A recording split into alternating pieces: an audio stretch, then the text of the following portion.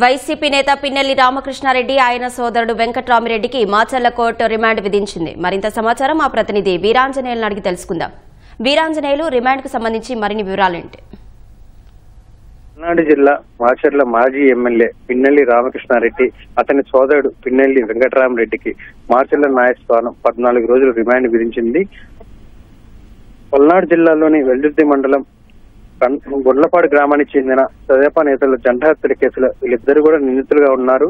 అయితే గత కొంతకాలంగా వీరు బెయిల్ మీద బయట ఉండటం జరిగింది. అయితే ఇటీవల సుప్రీంకోర్టును ఆశ్రయించిన నేపథ్యంలో సుప్రీంకోర్టు 22 వారాల్లోపు న్యాయస్థానం ముందు లొంగిపోవాలని చెప్పి ఆదేశాలు జారీ చేసిన నేపథ్యంలో ఈ రోజు 11 గంటల ప్రాంతంలో పిన్నెల్లి సోదరులు ఇద్దరు కూడా మాచర్ల న్యాయస్థానం ముందు హాజరయ్యారు. అయితే న్యాయస్థానం ముందు హాజరైన పిన్నెల్లి సోదరులకు న్యాయమూర్తి 14 రోజులు రిమాండ్ విధిస్తూ ఆదేశాలు జారీ చేశారు. ఈ నెల 24వ తేదీ వరకు కూడా ఇద్దరికి రిమాండ్ విధించారు. ఈ ఇద్దరిని పిన్నెల్లి సోదరులు ఇద్దరిని కూడా నెల్లూరు జైలుకు తరలించాలని చెప్పి కూడా న్యాయమూర్తి ఆదేశాలు జారీ చేశారు. అయితే పిన్నెల్లి సోదరులు గత 5 ఏళ్ల కాలంలో అనేక అక్రమాలకు దౌర్జన్యాలకు పాల్పడ్డారు. అనేక మందిని నియోజకవర్గంలో వాళ్ళకి ఎదురు తిరిగిన వాళ్ళకి అదేవిధంగా అనేక దాడులు చేశారు. ఈ నేపథ్యంలోనే ఈ ఎన్నికల సమయంలో కూడా వీరి పిన్నెల్లి సోదరులు అనేక అరాచకాలు పాల్పడ్డారు. ఈ నేపథ్యంలో వారిని పలు కేసులు కూడా నమోదయ్యాయి.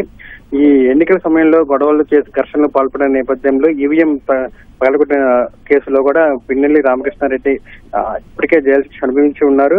కొంతకాలం జైలు శిక్ష అనుభవించి బెయిల్ మీద బయటకు వచ్చారు. అయితే ఈ సంవత్సరం మే 24వ తేదీన జంట హత్య కేసు సంబంధించి ప్రధాన నిందితులుగా వీరిద్దరూ ఉన్నారు.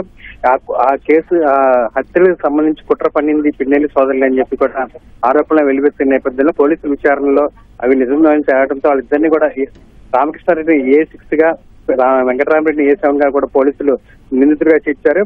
అయితే ఈ కేసుకు సంబంధించి ఇన్ని రోజులు జిల్లా, హైకోర్టు తదితర కోర్టుల్లో బెయిల్ తెచ్చుకుంటూ ఉన్న పిన్నెల్లి సోదరులు సుప్రీంకోర్టును ఆశ్రయించగా సుప్రీంకోర్టులో ఎదురు దెబ్బ తగిలింది. సుప్రీంకోర్టు ఖచ్చితంగా న్యాయస్థానం హాజరు కావాలని చెప్పి ఆదేశాలు జారీ చేసిన నేపథ్యంలో ఈ రోజు కోర్టులో హాజరయ్యారు.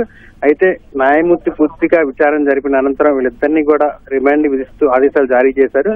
మరి కాసేపట్లో ఈ పిన్నెల్లి సోదరులు ఇద్దరినీ కూడా నెల్లూరు కోర్టుకు తరలించే అవకాశం ఉంది. అశ్విని, ధన్యవాదాలు వీరాంజనేయులు.